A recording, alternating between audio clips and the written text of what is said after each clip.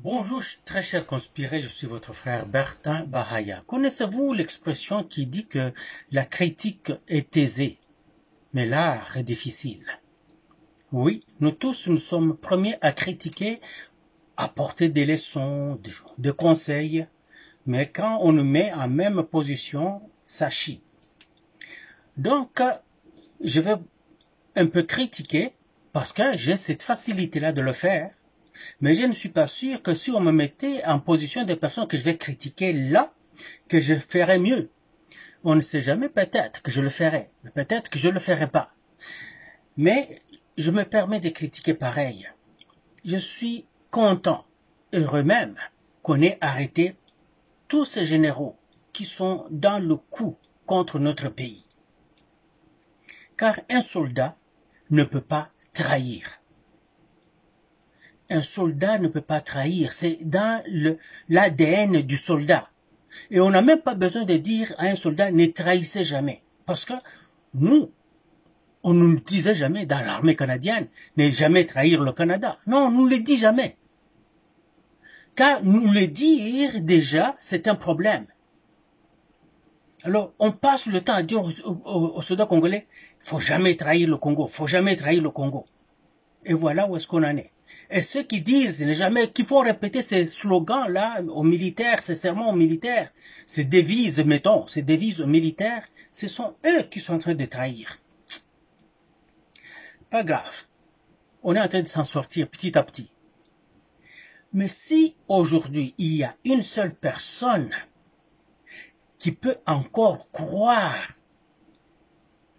que l'ancien président Kabila a été quelque part bon pour la RDC, ne fût-ce que d'une iota, c'est que la personne devrait se retrouver dans un centre psychiatrique pour être soignée. Imaginez-vous, quelqu'un qui accède au pouvoir dans votre pays trouve toutes les institutions, toutes les compagnies et les sociétés gouvernementales sont là, fonctionnent tant bien que mal. Il les détruit sous vos yeux. Il les démantèle les unes après les autres. Sous vos yeux. Et il s'en fait des privés seulement. Lesquels privés sont en son nom, au nom de sa famille politique et biologique, s'il en a, ici au Congo bien entendu, mais à des prêtres non. Le Congolais se retrouve au bas de l'échelle. Il n'y a plus de Congolais qui ont du business au Congo. Comme du temps où on était avec Mobutu. On avait des Bofango, c'est les Bofango, on avait des ma voix, c'était qui celui-là? Ah, j'oublie le nom. On avait beaucoup de Congolais qui étaient très riches là. On chantait leur nom tout le temps par des musiciens. Ok, peu importe. Mais il y en avait beaucoup. On passait, on voyait les Litomoboti, tout ça. Mais de toute façon aussi, la plupart étaient des gestionnaires de biens aérianisés qui s'étaient appropriés. De Setia, les Bemba Saolona. Et tant d'autres. Et tant d'autres. Beaucoup, beaucoup, beaucoup. Les Bisengima Narwema. Alors, celui qui a régné pendant 18 ans, a pris toutes ces compagnies-là qu'il avait trouvées, les a privatisées, mais pas en les offrant aux Congolais, non aux étrangers et aux gens qui lui sont très proches, toujours étrangers bien entendu. Et ainsi, le Congolais s'est retrouvé tellement pauvre et dépourvu de tout moyen de défense qu'il a commencé à chanter le nom de cette personne pour la survie. C'est qu'on ne s'est jamais rendu compte que le pays s'en allait à petit feu. C'est que, sans venir brutalement faire partie du pays, on a morcelé le pays. On l'a offert au Rwanda, qui en avait déjà fait son bien privé. Tshisekedi arrive ils commencent à se battre. Je ne veux pas vous reprendre le même discours que nous vous disons ici chaque jour. Tshisekedi s'est battu pour ce pays et c'est là que nous en sommes. Maintenant qu'il est sur le point de donner le coup de grâce à cette mafia qui nous a pris le pays, maintenant qu'il est sur le point d'arracher le pays complètement des mains des ennemis et le redonner aux Congolais, du coup, nous voyons tout ce qui se passe là. Ce qu'on ne savait pas, c'est que tous les généraux et tous ces politiciens congolais que vous voyez aujourd'hui, qui sont au Parlement, d'autres, je ne sais pas où, dans les ministères, étaient dans le coup. Pourquoi ils se taisaient? Parce que chacun avait sa quote-part. Vous êtes un chef coutumier quelque part, vous recevez toujours, chaque fin de mois, de l'argent pour acheter toujours votre silence et votre connivence. Vous êtes une personnalité publique, vous avez toujours votre argent. Vous êtes un pasteur, vous recevez de l'argent du gouvernement pour que vous acceptiez tout ce qui se fait. Vous êtes d'employé, vous recevez toujours votre argent et vous êtes bien.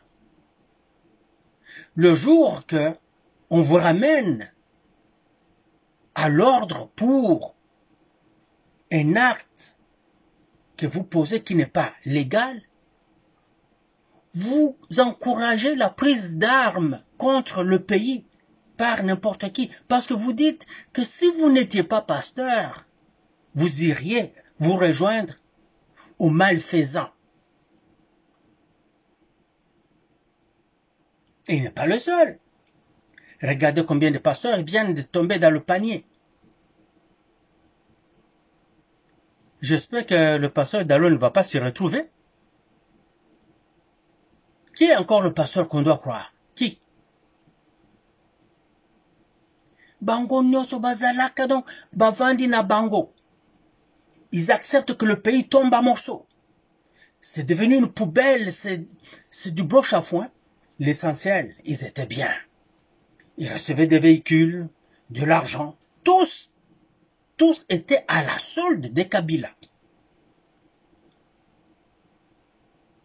Quand vous voyez une personne qui est pro-Congo, une personne qui se bat pour le Congo aujourd'hui, c'est que cette personne-là ne recevait rien de Kabila.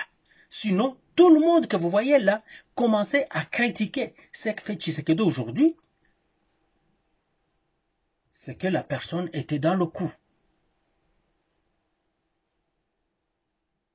Tout ce monde-là, comment se fait-il que quelqu'un comme Katumbi, du jour au lendemain, se retrouve milliardaire? Oui, il a été gouverneur de la province qui était considérée comme la plus riche en ces temps-là, le Chaba, mais il a complètement saigné la province. Et pour camoufler le mal qu'il était en train d'infliger aux Chabiens, il leur dit que ce sont vos frères là, vos frères qui viennent du Kasaï, et surtout les Balouba là. Donc si aujourd'hui il n'y a plus de Gécamine que ces Balouba là avaient construite, c'est à cause d'eux. S'il n'y a plus de SNCZ qui transportait les minéraux produits par la Gécamine construite par les Balouba, c'est ces Balouba-là. Et quand on lui demande, mais vous avez tué la SNCZ, vous avez fait votre compagnie là de camions burins pour transporter les minéraux. Il dit, non, ne regarde pas ça, ce n'est pas ça l'affaire, ce n'est pas ça le problème. Le problème, c'est le Balouba. Quand on dit, mais tu viens, toi, de demander à la Gécamine de te payer l'argent comme quoi toi, tu es citoyen zambien, et la Zambie exige qu'on te paye ton argent. Le Congo dit non, non, non, il est congolais, on doit régler ça entre nous. La Zambie dit il n'est pas congolais et toi tu n'as pas objecté. Il n'est pas congolais, il faut que vous lui payiez son argent, sinon on ne débloque pas la situation. Quand tu fais ça, tu dis aux Congolais, non, ne regardez ça, oubliez ça. Problème est nous, ni bale balou bateau. Le Mouloub arrive au pouvoir, il commence à construire. Lui au moins, il construit des hôpitaux. Non, c'est toujours mauvais. Il construit des routes, c'est toujours mauvais. Il construit des centres financiers, non, c'est mauvais. Il construit des centres culturels, c'est mauvais. Il paye les militaires, c'est mauvais. Il leur construit des hôpitaux, c'est mauvais. Il leur fait porter des belles uniformes, non, c'est mauvais. Il équipe l'armée, c'est mauvais. Il ramène les enfants à l'école gratuitement, non, c'est mauvais. Il soigne les mamans gratuitement, c'est mauvais. Et les prêtres catholiques veulent faire croire au peuple de leurs églises que c'est mauvais. Il faut faire partir ce Moulouba.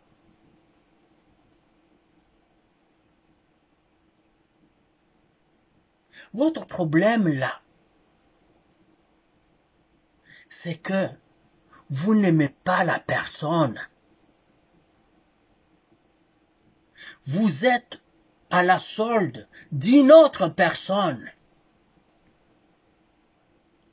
Et vous trouvez que tout est en train de vous glisser entre les mains. Vous vous dites, si les Américains finissent, en fin de compte,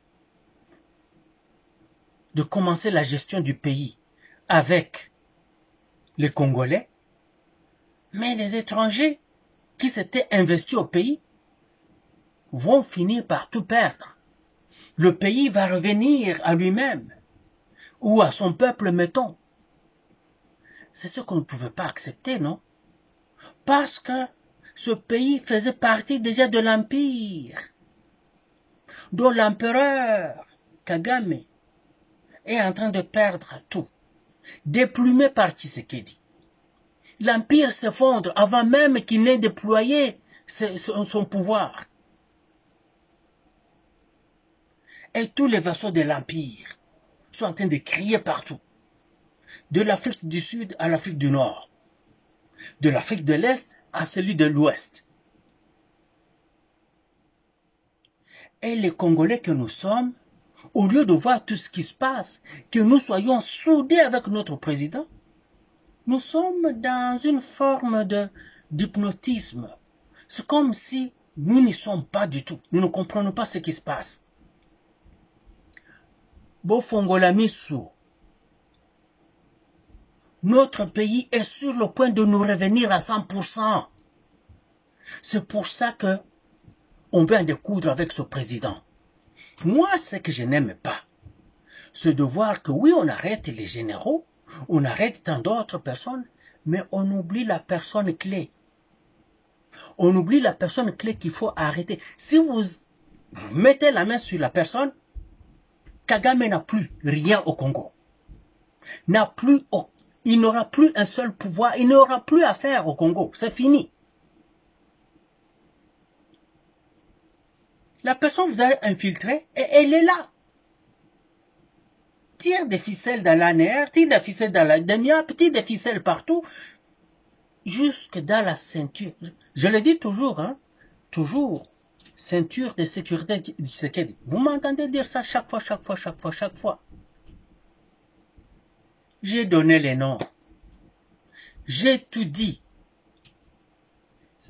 Et les personnes sont là. Qu'est-ce qui vous arrive?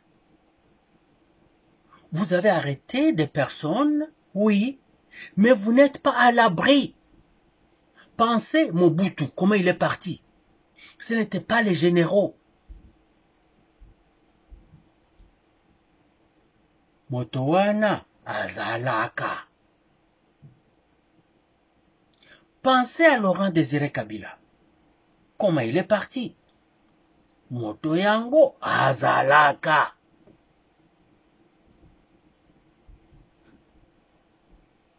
Moto yango lelo ajali. Ajali pembeni na Tshisekedi. Vous ne le voyez pas. Il est maître de l'ombre. Boko Sutukakaka. Vous dire, mais on avait déjà arrêté Chiwewe. On avait arrêté Bouamunda. On avait arrêté tel, on avait arrêté tel, on avait arrêté tel. Comment se fait-il que quelqu'un comme Kaboula se sauve? Eh, Kaboula, ozo kendo wapi? Ah, yaka nano, yaka, mbango. On lui a rien fait.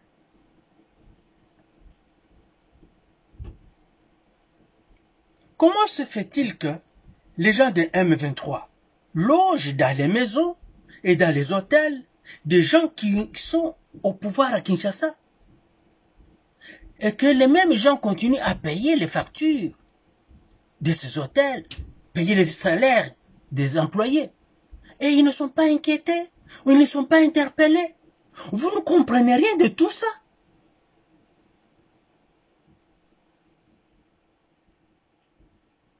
Le danger est toujours là. La personne clé est là. Les tentacules sont là. Arrêtez l'uniforme, mais la toge, elle est beaucoup plus dangereuse.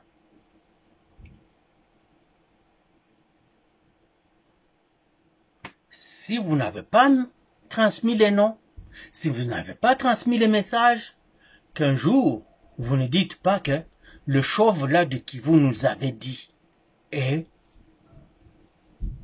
ou vous ne dites jamais plutôt que on vous avait pas dit cela par le chauve du Kivu. Autant nous sommes des traîtres là-bas, oui, mais aussi parmi nous, il y a des gens qui aiment la nation, il y a des gens qui aiment la patrie, il y a des gens qui aiment le peuple congolais, car ils sont congolais 100%. Autant nous sommes mauvais, nous, les Baswahili de là, parmi nous, sont les Wazalendo qui se battent pour sauver le pays, sont les Wazalendo qui sont main dans la main avec Tshisekedi, les mêmes Baswahili, les Babembe, les Bafuliru, les Bavira, les Barega, quelques Bashi, et quelques Bahavu, peut-être quelques Nande, et un ou deux Muhunde. Mais les Fuliru, les Rega, les Bavira et les Babembe, na Tshisekedi, Boye, s'ils n'étaient pas là, dans les Wazalendo, si ce n'était pas eux, les Wazalendo, mais le Rwanda se serait en train de se pavaner dans toutes les frontières de la RDC au moment où on se parle, et on n'aurait même pas de président. On aurait déjà tué Tshisekedi. Alors, parmi nous les traîtres, nous, les Baswahili, il y a aussi des bonnes personnes. Nous vous avertissons, mettez la main sur lui. Mettez la main sur celui-là. Il n'est pas en uniforme. Bonne soirée.